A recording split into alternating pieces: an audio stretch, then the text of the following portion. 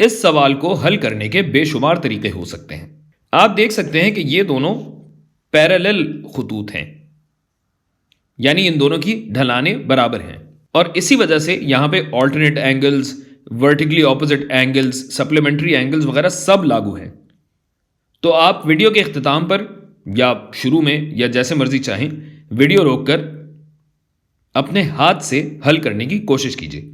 देखें भाई, ये 121 डिग्री इस एक लाइन पे है, यानी ये एंगल जो है, जिसको मैं अगर एंगल ए कहूं तो ए जमा 121 बराबर होना चाहिए 180 के। डिग्री की बात हो रही है जाहिर है एंगल की, तो ए हो जाएगा 180 में से 121 अगर निकालें तो ये 59 डिग्री बनता है, 59 डिग्रीज। ये हम यहां लिख देंगे।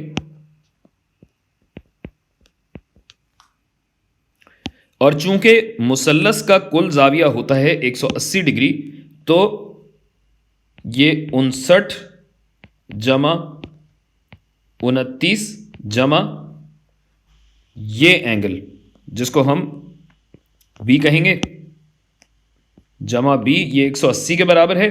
शायद आपको लगे कि ये 90 डिग्री है, लेकिन हमें चेक करना पड़ेगा, और बिल्कुल ऐसा ही है कि ये 90 डिग्री नहीं है, ये आता है 180 माइनस 59 जमा 29, 88 हुआ, यानी बी आया 92 डिग्री।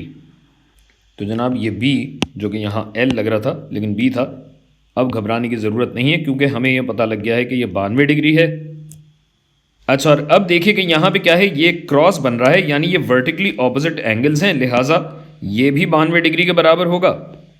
और चूंकि यहाँ भी क्रॉस बन रहा है, लिहाजा ये एंगल x के बराबर होगा, और 92 जमा 29 जमा x ये बराबर होगा 180 के, और यूं हमारा x आता है 59 डिग्री।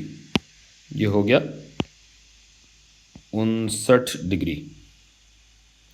अच्छा, इतनी लंबी कहानी तो आपको समझाने के लिए की है, वरना ये करने से कहीं ज़्यादा बेहतर ये था कि चूंकि ये दोनों खतूत पैरेलल हैं, तो आप ये भी देख सकते हैं कि यहाँ पे एक Z बन रहा है, Z, या आप कहें तो इसको N कह लें, N बन रहा है।